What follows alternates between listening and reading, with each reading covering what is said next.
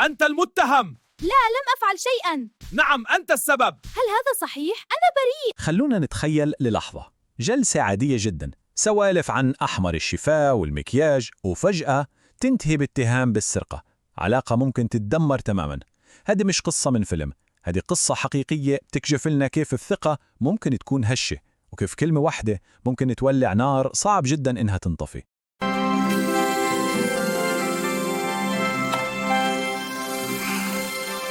السؤال الأهم هنا مو بس كيف صار هالشي، الأهم هو ليش. إيش هي الدوافع النفسية اللي تخلي جلسة ودية تتحول لعداوة في لحظات؟ هذا اللي راح نحاول نفهمه مع بعض الحين. البداية كانت عادية لأبعد حد، يعني من الجلسات الهادية اللي ما حد يتوقع إنها ممكن تتطور لأي شيء ثاني. ضحك خفيف، سوالف متفرقة، جو مريح وهادي، الهدوء اللي يسبق العاصفة. السوالف كانت كلها عن أشياء يومية بسيطة وآمنة، نصايح للمكياج، أي لون أحمر شفاه أحلى، وشو ممكن يلبسون للطلعة.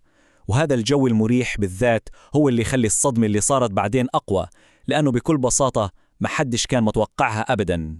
لكن مثل ما يصير دايماً، الهدوء أحياناً يكون خادع. فجأة ظهر شيء واحد، شيء بسيط كان مثل أول قطعة دومينو وطاحت وراها كل القطع، وحولت الجو الودي لعداوة في لمح البصر.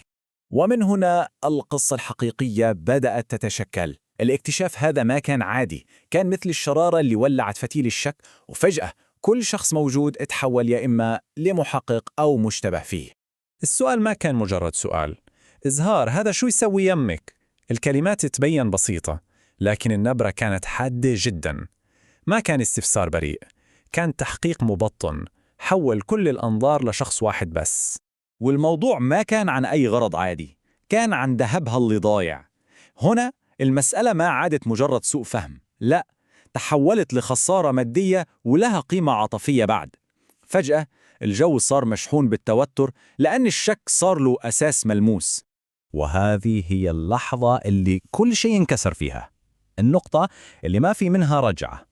هنا الشك اللي كان مجرد همس تحول لصراخ واتهام مباشر، انحط خط جديد بينهم، والعلاقة صعب جدا ترجع مثل ما كانت. اسمعوا هذا الصدام بالكلام. من جهة اتهام صريح وقاطع ما يترك أي مجال للشك، أنت اللي بايقته. ومن الجهة الثانية دفاع يائس وقسم بالبراءة، والله العظيم ما أعرف. هنا ما في حل وسط أبدا، يقين تام ضد إنكار تام. وبمجرد ما هذا الإنكار اترفض، خلص الوضع انفجر. الموضوع ما عاد نقاش، صار معركة بمعنى الكلمة. كل الطاقة اللي كانت موجودة تحولت من محاولة للفهم إلى هجوم ودفاع عن النفس. والآن النار كبرت. المواجهة ما عادت مقتصرة على شخصين، لا، صارت شخصية أكثر. الأصوات علت، وبدأت أطراف جديدة تدخل في دائرة الصراع، وهذا اللي خلى الأمور تتعقد أكثر وأكثر. واللي يثير الانتباه هو سرعة الانهيار هذا. شوفوا كيف تصعد الموضوع، بدأ باتهام مباشر، بعدها بدقائق بسيطة تحول لإهانات شخصية جارحة، وفي النهاية بسبب الصراخ تدخل طرف ثالث. كل خطوة كانت تزيد من اشتعال الموقف. وهنا الصراع تجاوز كل الحدود. أنت حرامية وابنك حرامي.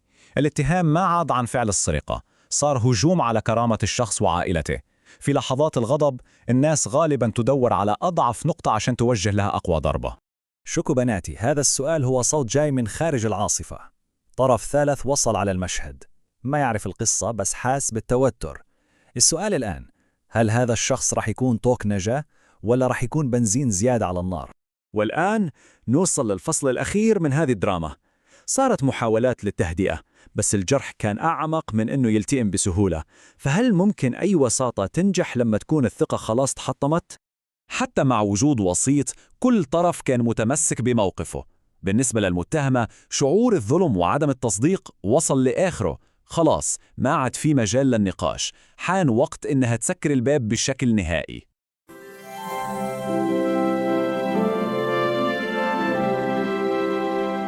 أبداً ما ماخذ ذهب. هذه الجملة ما كانت محاولة إقناع، كانت إعلان لنهاية الحوار، مثل اللي يبني جدار عشان ينهي المواجهة، لكنه بنفس الوقت يترك المشكلة معلقة بالهواء بدون حل وبدون مسامحة.